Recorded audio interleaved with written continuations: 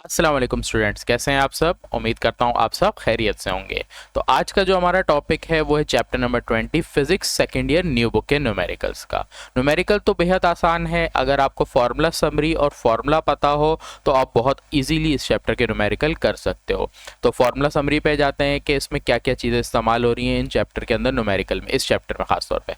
तो inductive resistance है, XL से लिखते हैं। कैपेसिटिव रेजिस्टेंस आ रहा है एक्सी से। इम्पिडेंस जो अपोजिट फ्लो ऑफ करंट होता है सर्किट के अंदर, उसको जेड से लिखते हैं। Z T total impedance, Z P parallel impedance, X net total resistance, F O resonance frequency, C capacitance, L self inductance, R resistance, ये सारी चीज़ें हैं। उसके साथ अगर आप देखो तो आपके पास यहाँ पर नज़र आ रहे हैं फॉर्मूले। एक्स नेट का फॉर्मूला इस्तेमाल होगा, X L minus X C, X L 2 pi F L, X C 1/2 pi F C. फिर एंगल के लिए आपके पास इस्तेमाल होगा tangent theta is equal to X L upon R. I का फॉर्मूला करंट के लिए इस्तेमाल होगा वी अपॉन जेड पी। फिर जेड पी का एक फॉर्मूला और एफ ओ का। ये सारे फॉर्मूले आपके इस चैप्टर में इस्तेमाल हो रहे हैं। फॉर्मूले पता हो तो सवाल बहुत ईजी है। शुरू करते हैं क्वेश्चन नंबर 1 से। सही है, सवाल दे रहा है a resistance 20 ohms is connected in series with capacitance 10 microfarad. A AC circuit with frequency, एक AC सर्किट है, फ्रीक्वेंसी दे रहा है, कैलकुलेट करना है इम्पिडेंस टोटल। तो डेटा में सबसे पहले आपको R गिवन है 20 ohms। सही, सिंबल में लिखो या वर्डिंग में लिखो, मर्जी है। कैपेसिटेंस गिवन है 10 माइक्रोफेराड। जब ये माइक्रो दिया जाए आप इसको हटा के 10 की पावर -6 रखोगे। फिर आपको फ्रीक्वेंसी गिवन है 50 हर्ट्स और टोटल इम्पिडेंस को लिखते हैं जेड टी से। सही है, ये आपका डेटा हुआ। अगर मैं सॉल्यूशन पे जाऊं तो मुझे ये फॉर्मूला देखना पड़ेगा कि जेड टी का जो फॉर्मूला है वो क्या है। सही है, अब ऊपर देखो मैंने आपको जो फॉर्मूला लिखा है आपने उसमें से देखना है। देखो जेड टी। अच्छा, इसमें मैं जेड का फॉर्मूला लिखना भूल गया, फॉर्मूला लिख देता हूँ। जेड के लिए फॉर्मूला होता है R square plus X square. अब यहाँ पर दो है, अगर आप टोटल इम्पिडेंस या इम्पिडेंस की बात करो तो यहाँ पर जब कैपेसिटिव इंसिडेंस होगा तो सी आता है, और अगर इंडक्टिव रेजिस्टेंस में होगा तो यहाँ पर एल इस्तेमाल होता है। सही है, ये चीज याद रखनी है। अगर हम देखें तो हमारे को निकालना है जेड। सही, टोटल इम्पिडेंस का जेड निकालना है कैपेसिटेंस में, तो हमारे पास जो फॉर्मूला होगा R square plus X C square, ये फॉर्मूला हमारा यूज होना है। अगर इस फॉर्मूले को देखूं तो मुझे एक्स सी नहीं पता। फर्दर आप देखोगे एक्स सी का फॉर्मूला है 1/2 पाई सी। तो X C is equal to 1/2 pi F C. सबसे पहले एक्स सी निकालेंगे। X C capacitive incidence, capacitive resistance 1/2 pi. Frequency की वैल्यू आपके पास 50 है और सी की वैल्यू 10 एक्सपोनेंट -6 है। ये सारी वैल्यू आपने साइंटिफिक कैलकुलेटर में रख के सॉल्व करनी है। मैं अभी अपने मोबाइल के कैलकुलेटर में साइंटिफिक जो है वो उसमें यूज़ करके आपको दिखा रहा हूँ।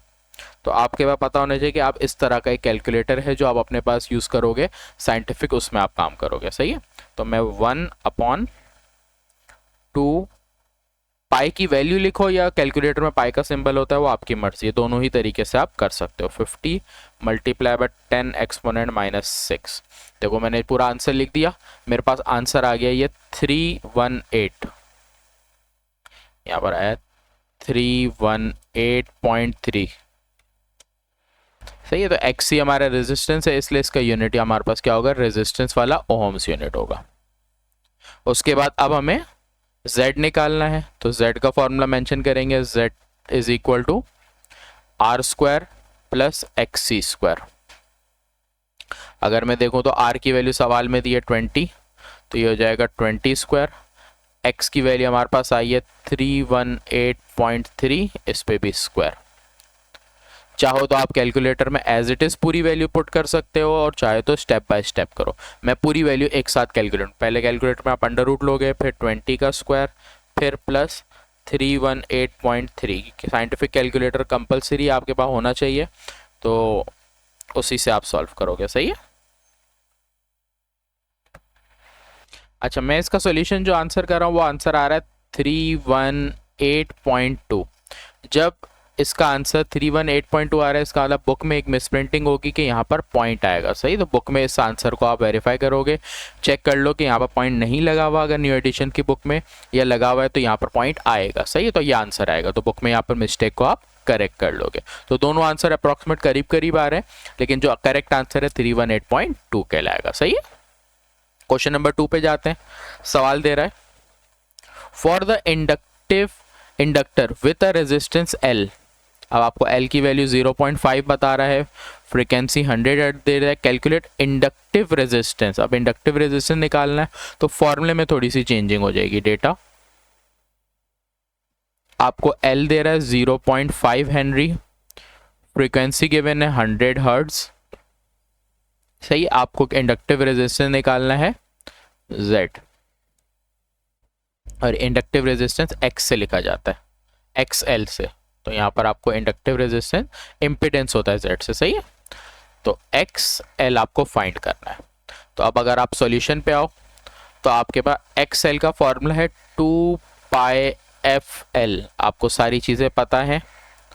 तो आपने लिखा 2, फिर पाई, फिर F की वैल्यू आपके पास 100 है और L की वैल्यू 0.5 है। इस पूरे को जब हम सॉल्व कर रहे हैं तो 314.16 या 2 के करीब आ रहा है। ये हमारा रेजिस्टेंस होता है, इसलिए इसका यूनिट ओहम्स आएगा, सही। अगर इम्पीडेंस निकालना होता तो फर्दर Z का फॉर्मूला भी हम लगाते, सही। बोला नहीं है तो हमने नहीं करना।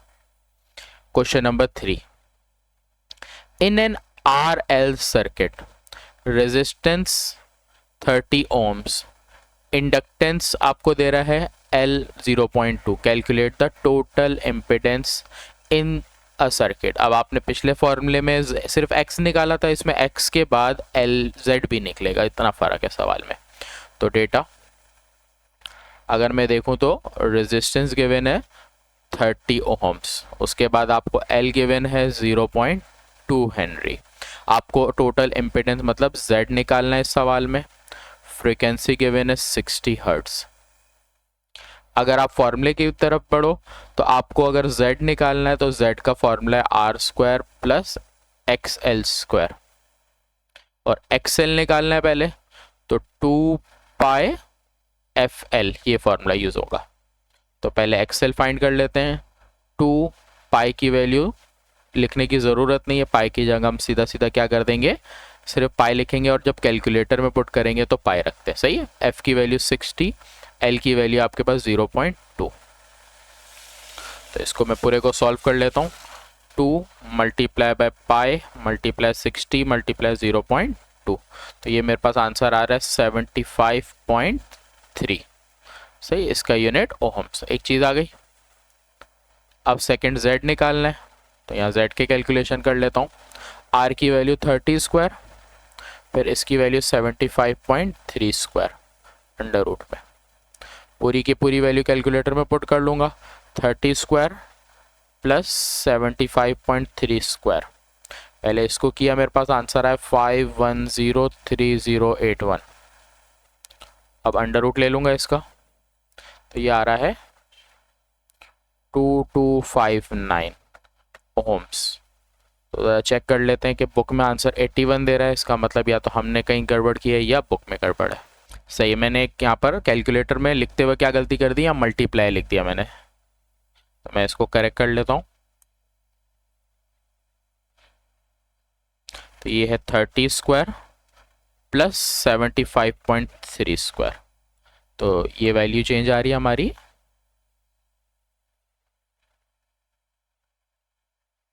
ये आ रही है 6570.09।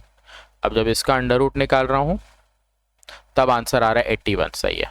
तो बुक का आंसर बिल्कुल करेक्ट है। इसमें मैंने यहाँ पर कैलकुलेटर में लिखते हुए गलती कर दी थी, 05, सही। तो ये हमारा करेक्ट आंसर इस तरह आ गया। क्लियर। आगे बढ़ते हैं क्वेश्चन नंबर 4 पे। 4 सवाल भी इसी तरह का है। In an RC circuit resistance given है 50 ohm, capacitance 20 microfarad, calculate the capacitive resistance आपको निकालनी है, सही है। तो आप लोगों स्टार्ट में मैंने सारे इसलिए सिंबल लिखा दिए थे क्योंकि नए नए नाम आ रहे। कैपेसिटिव रेजिस्टेंस मतलब XC निकालना, और XC के लिए फॉर्मूला लगेगा 1/2 पाई FC, सही है। तो डेटा कर लेते हैं कंप्लीट पहले तो, और एक चीज़ इस सवाल में हिडन है वो भी आपको मैं बताऊंगा क्या। तो देखो सवाल में आपको रेजिस्टेंस गिवन है 50 ओहम्स, आपको सी गिवन है 20 माइक्रोफेराड, माइक्रो हटाएंगे तो 20 मल्टीप्लाई बाय 10⁻⁻⁶ फेराड। आपको कैपेसिटिव रेजिस्टेंस मतलब XC निकालना है।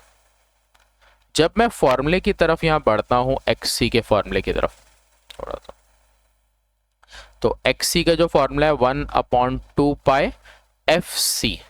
अगर आप इस फॉर्मूले को देखो तो आपको क्या चीज पता है, F पता है, F पता नहीं है। क्या नहीं पता, ये जो F है वो आपको नहीं पता।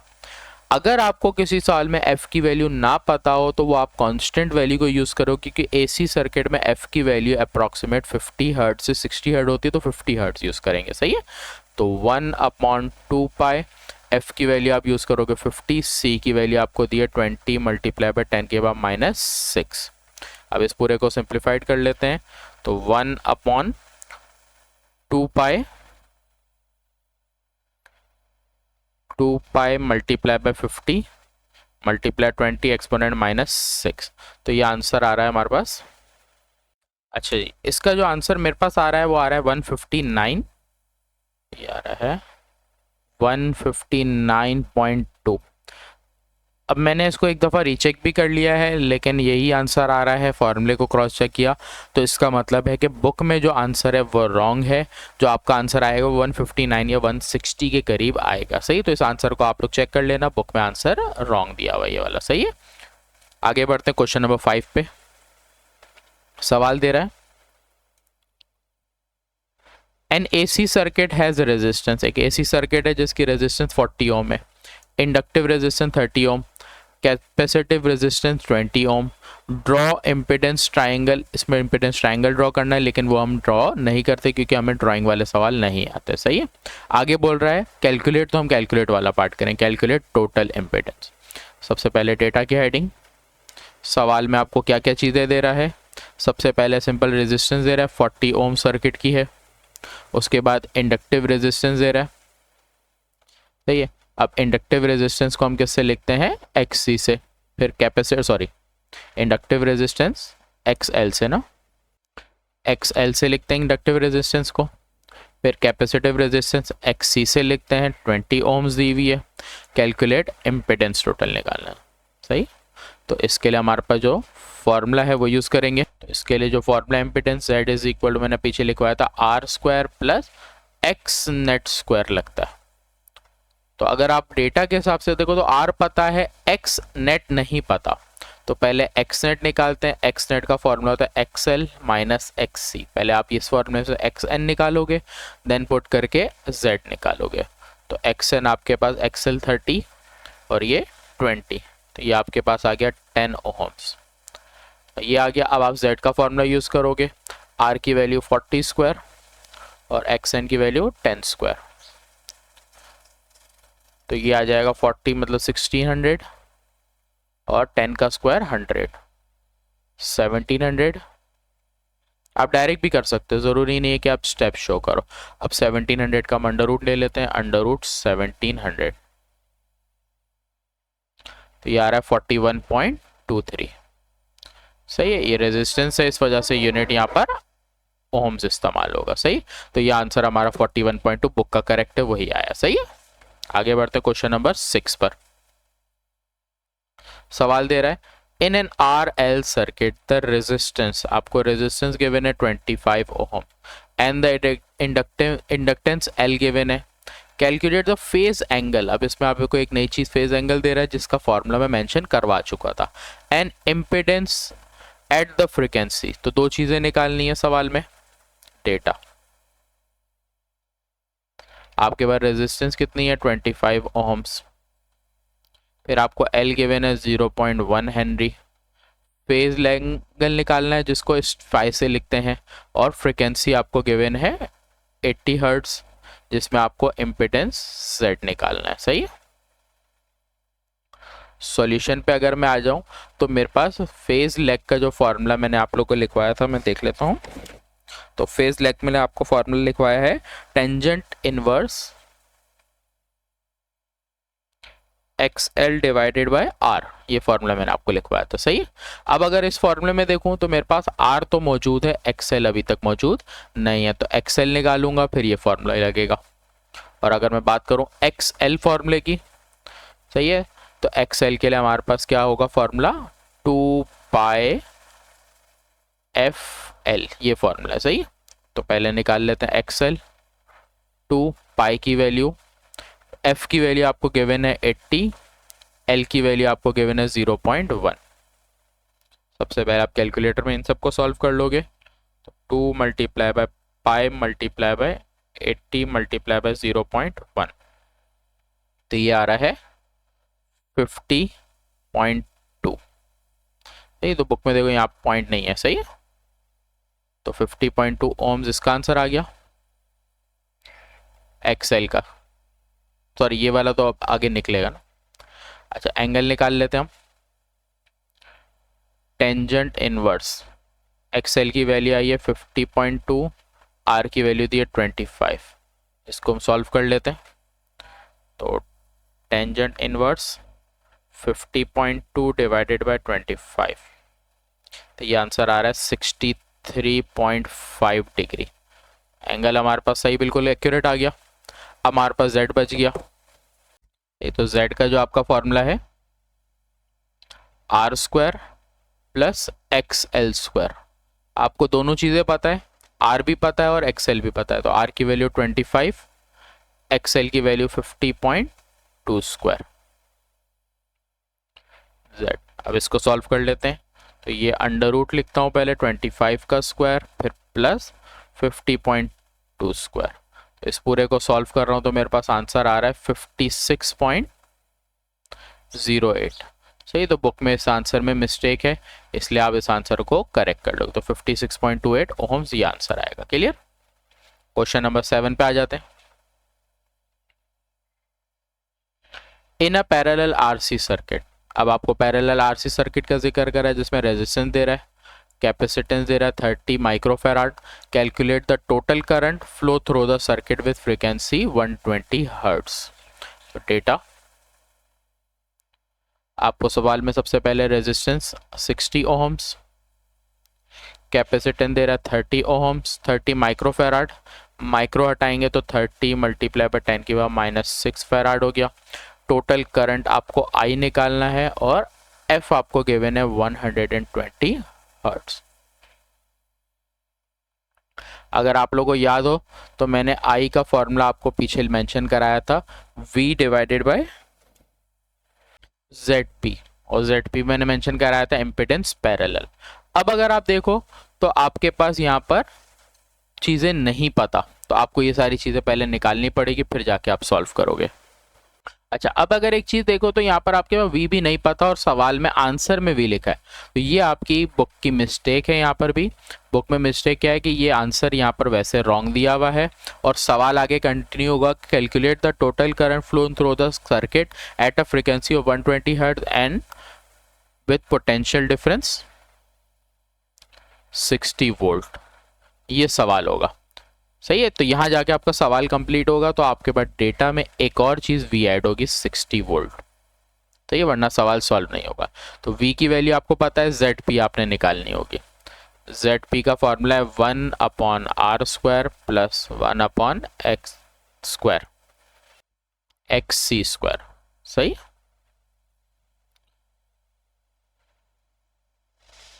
यहाँ पर स्क्वायर ऊपर लगाना है। सही, ये आपका फॉर्मूला है। अच्छा जी, ZP अगर हम देखें तो R हमें पता है, XC नहीं पता, तो पहले XC निकाल लेंगे हम। तो X के लिए जो हमारा फॉर्मूला है 1/2 पाई FC, इस फॉर्मूले से निकालेंगे पहले XC 1/2 पाई। F की वैल्यू आपके पास है 120 और C की वैल्यू आपके पास है 30 मल्टीप्लाई बाय 10 की पावर -6। तो पहले मैं इसको सिंप्लीफाइड कर लेता हूँ, 1/2 पाई फिर 1 मल्टीप्लाई 120 मल्टीप्लाई बाय 30 एक्सपोनेंट -6 तो ये हमारे पास आंसर आ रहा है x का 44.20। सही है, ये x आ गया। उसके बाद अब z निकालेंगे, फिर आगे i निकालेंगे। तो ZP यहाँ पर हमारे पास है 1/r², फिर 1/x² अंडर रूट के अंदर। पूरी वैल्यू कैलकुलेटर में आप एज इट इज लिख लोगे तो अंडर रूट 1/20², फिर आगे प्लस 1/44.20²। तो ये आ रहा है ZP का आंसर आ रहा है 0.054। अब हम I निकालेंगे, तो I का फॉर्मूला है हमारे पास V/ZP। तो इसको मैं थोड़ा आगे कर लेता हूँ, वरना ऐसा नहीं होगा, आप लोग को समझना है। तो V की वैल्यू आपके पास 60 और ZP की वैल्यू आपके पास 0.054।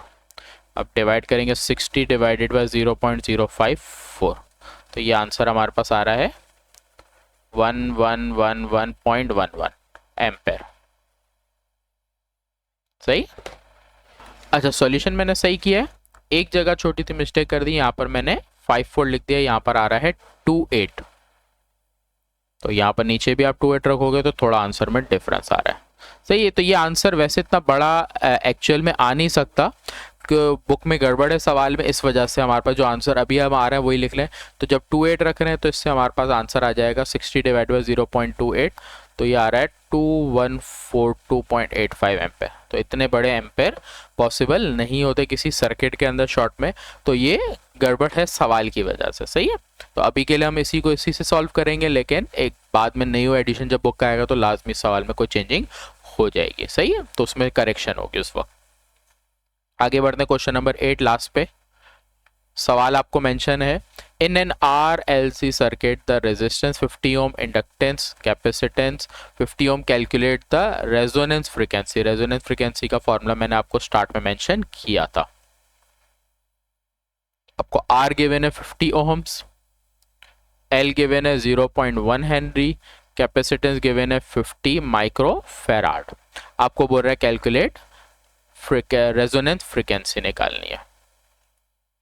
तो सॉल्यूशन पे आ जाएंगे। रेजोनेंस फ्रीक्वेंसी का जो आपके पास फॉर्मूला है 1/2 पाई, फिर LC आता है और LC को अंडर रूट में लिखते हैं, ये फॉर्मूला आपका। तो 1/2 पाई अंडर रूट, L की वैल्यू अगर आप देखो तो 0.1 दी है, C की वैल्यू 50 माइक्रो फेराड दी है, तो माइक्रो हटेगा 50 10 की पावर -6, 50 मल्टीप्लाई बाय 10 की पावर -6 आएगा यहाँ पर। अब चाहो तो पूरे को एक साथ कैलकुलेटर में कर लो और अगर सेपरेटली भी कर सकते हो। साइंटिफिक आप अच्छा वाला लो जिसमें पूरी वैल्यू एक साथ पुट हो जाएगी। तो 2 पाई 1/2 पाई, उसके बाद है फिर under root 0.1 multiply by 50 exponent -6। तब इस पूरे को सॉल्व कर रहा हूँ तो मेरे पास आंसर आ रहा है 71.17। तो 71.17, बुक में 70.7 दिया है, तो कोई वैल्यू का मसला नहीं होता। सही, इतना तो काउंटेबल है। तो कुछ आंसर्स और कुछ क्वेश्चन में इसमें गड़बड़ थी, वो मैंने आप लोगों को करेक्ट करा ली। यहाँ पर आके हमारे पास इस चैप्टर के जो न्यूमेरिकल है वो ख़त्म होते हैं। थोड़े से ये कि गड़बड़ इस वजह से थी कि बुक में इसमें गलतियाँ दी हैं, तो इसको आप चेक कर लेना, आप लोगों को मुश्किल नहीं होगी। तो इंशाल्लाह नेक्स्ट वीडियो में मिलते हैं, तब तक के लिए अल्लाह हाफिज़।